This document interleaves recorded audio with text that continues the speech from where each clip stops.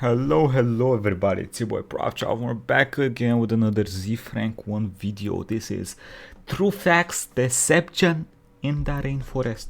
Let's check it out. Decept me, Frank. Decept me. Rainforests are the most biologically diverse places on Earth. True. Wildlife photographers Diseases. David Weiler and Thomas Morant would know. They have traveled to rainforests around the world. Jenny, is that them? Oh, I see, they're the ones that took the pictures. Well, that makes more sense. Rainforests are host to more than half of all known species, which means... What is that? Bro, an actual cockhead. To more than half of all known species, Yo. which means they can be crowded as Dildo head. hell.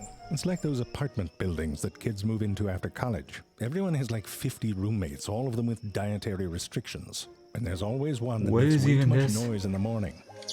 It's True. sort of like that, True. but in the rainforest, some of your roommates want to eat you. So if you want to live there, you have to figure out how to get not eaten. Perhaps the most straightforward way of avoiding a Yes. predator is to have a hidey hole. But if you don't have a hidey hole to hide in, the next best thing is to be able to hide in plain sight. To disappear through background matching, an animal's coloration is roughly what you would get if you took a random sampling of the colors and shapes in their background. This is a form of crypsis or camouflage and comes about from there an is something there, evolutionary I dance think. between predator and prey. Okay, I see this one. If an individual winds up with a mutation There is that the makes eye. it harder for a predator to detect them, even when they're there is looking the right eye. at them, then they are more There likely is to the eye. make babies and pass the trait on to the next generation. Rinse and repeat. These sorts of adaptations are driven by what the predator can perceive. If your predator is colorblind, you can have little red speckles and still disappear on a gray background. If they don't see in high resolution, maybe your blotches can be a bit bigger. Huh. And likewise, creatures that we have a hard time seeing might pop out to predators who can see ultraviolet light. However, this strategy isn't perfect. Light and shadows can reveal your outline. Or that, right? I mean, sometimes you have to go, and that's good technique. You missed the guy behind him. They're free poopers. They know what they're doing. Anywho, instead of disappearing by having a Was that seemingly necessary? random array of speckles, animals that employ disruptive camouflage will often have neighboring patches of highly contrasting colors that would otherwise draw attention. Disruptive camouflage creates false edges that make it hard to see the true shape of an animal. And it's not just about color. Having extra body bits here and there can make it quite difficult to figure out what part of the animal you're looking at. Wow. Changes in coloration and shape can allow an animal to come into the foreground a bit, instead of just blending into a background. In Damn. Masquerade, even if an animal is spotted, it has evolved to be mistaken for something inanimate. Something that wouldn't be on the predator's menu.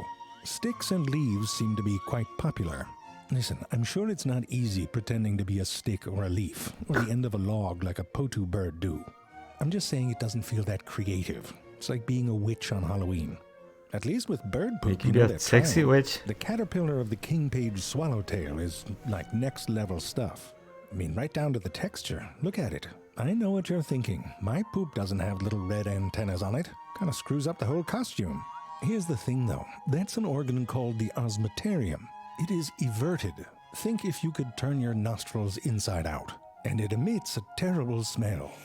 I told you they're next level at this. But if poop isn't your thing, the monkey slug caterpillar is more of a think Bro, outside what the box is sort of that? pretender. From the bottom they look a bit like a tongue with a Oh, I mouth. don't like But this. when they are right side up, they appear to mimic what's left behind after a tarantula molts. Right down to the details, like the little holes where the legs come out. But if Masquerade is about I'm gonna like appearing as this. something uninteresting to a predator, what about pretending to be something downright unpleasant? In the rainforest, there are quite a few things that are very unpleasant for predators to try and eat. Some have very visible defenses, like thorns and spikes. I'm sorry, it's hard to take this one seriously, Your Majesty. I take it back. However, other defenses are harder to see. Many species ingest or can create toxins that taste terrible and can make a predator very sick or even very dead. I know what you're thinking. Being toxic to a predator after it's already chewing on you is not that great of a defense. Joke's on you. I bet you puke up my lifeless body in 5 minutes. Burn. Google blue jay barfing butterfly. You'll see what I mean. No. But even if you end up No, thank becoming predator puke, your relatives and offspring might be spared if the predator learns to avoid things that look like you.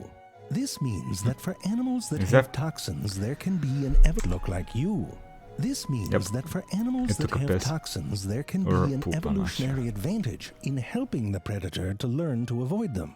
In some cases, this means an animal will do the opposite of hiding, displaying bright colors and making themselves very conspicuous. This is called aposematic coloration, basically an honest warning signal, one that can help the predator make the association. Now, what is interesting is that often two or more species that are toxic will evolve to look very much alike. For example, both the viceroy on the left and the monarch on the right are toxic to birds. Bees and wasps do this too. When two or more well-defended species share a warning signal, it is called Mullerian mimicry, after Fritz Muller, who is dead. This works from an evolutionary standpoint because sharing a warning signal means that you share the cost of educating predators. Each species loses fewer individuals to the learning process than if they went it alone. But if there are... Zefrank, but how many videos of animals pooping can you put in one video? There must be a limit. Or pissing, I don't know what I was doing. To stay away, maybe both at the same time. To cheat. If you are delicious and quite safe to eat like this Katie did, there's an advantage to looking like a wasp that has a pointy butt.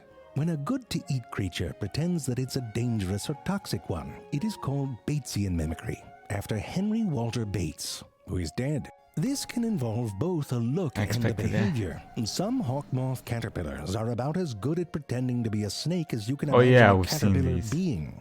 When threatened, it waves itself around like a dangerous sound, I think. Third of a snake. But the yellow and black of pointy bee-butt... I think when I watched a clip about these, they make a sound as well, somehow. I think air through some gaps and shit, so it kind of sounds like a snake as well. Snake.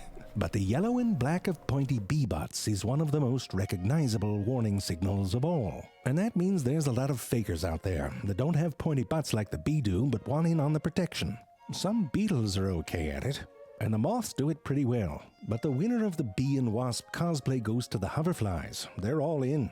Hundreds of species of hoverflies mimic everything from yellow jackets to bumblebees to the skinny-waisted mud dauber wasps. You can see how all these fakers could really screw up the whole predator education thing. And if there's too many mimics, then the predator can start to catch on. That dog was very conspicuous. Some butterflies have an amazing way of making sure that they don't overplay their deceit. Papilio dardanus has been called the most interesting butterfly in the world. The other butterflies were like, whatever. The females are polymorphic, meaning that a female will grow up to be one of over 14 different body forms or morphs. Here's a little sample. All of these are Papilio dardanus. And here's the crazy part. Each of these forms mimics a different distasteful species of butterfly. It's like a genetic Swiss Army knife of deception. And you never saturate the market. Tricky butterflies are predators themselves, and they can be tricked by their prey. Vines in the genus Passiflora, with their crazy-ass flowers, have developed toxins that keep most butterflies and caterpillars away. However, some butterflies have evolved an enzyme that can break this toxin down.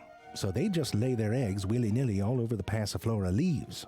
But when the little babies hatch, they have a tendency to be cannibalistic. So these butterflies will avoid laying their eggs near someone else's eggs. Some Passiflora vines take advantage of this. They appear to mimic butterfly eggs in a number of different ways. For example, little yellow spots on the leaves, or these little yellow polyps. All of this to deceive the butterfly and keep it moving along to the next plant. Mimicking the predator you're trying to avoid is called Gilbertian mimicry, after Lawrence Gilbert, who's not dead. But based on the last two, I'd be worried. But no defense is foolproof, and so animals will often have a number of different ones, some of which only come into play at the very last moment before a predator strikes. The Amazon barcanole is very well hidden, but will flash a bright color when threatened. Butterflies, moths, and lanternflies play a metal version of peekaboo to the death, with giant eye spots that can startle or change the point of attack. Getting a predator to strike away from vital organs can be the difference between a shitty day and a very shitty day. The gray hair-streaked butterfly has a false head on the tips of its wings. They often sit with that part pointing up, and they can even move their little false antennae. Better to be Oh, bit on wow. than Yeah, dead. look at it. And then there's this little caterpillar who does that. What did you'd he be do? freaked out if your food winked at you. Oh. In any case, you can see that if you live together for millions of years, it all devolves into an episode of Big Brother. Everyone's just Jesus lying to Christ. everyone, even the predators. They're mimics too. If there's a deception Yes. that you can think of, it probably exists. Like Rule 34. As Aristotle said, nature is a whore with a vacuum. Jerry, that's not right. No, see, it's nature abhors a vacuum. What? Is that why nature is so dirty? It's not a vacuum cleaner. No, it's like an empty space, like a hole. So in this context, it's like if nature sees an empty hole, it'll put an animal in it. Well, Oh. I suppose that is a little dirty. I mean, that's how I live my life as well. Yeah, he's super If dirty. there's a hole, there's a goal. Well, that was zefrank1's new video. We learned a lot of cool stuff. I did not know nature was like that crazy. I knew that there was animals that mimic other animals. I did not know there was that many animals that mimic other animals. I thought it was a lot less, often happening. That's not how sentences work, but I'll take it. Anyway, I'll be streaming some more Darkest Dungeon later on today, so yeah, come over there if you wanna, see me do that shit. Anyway, have a nice day, everybody. Bye bye.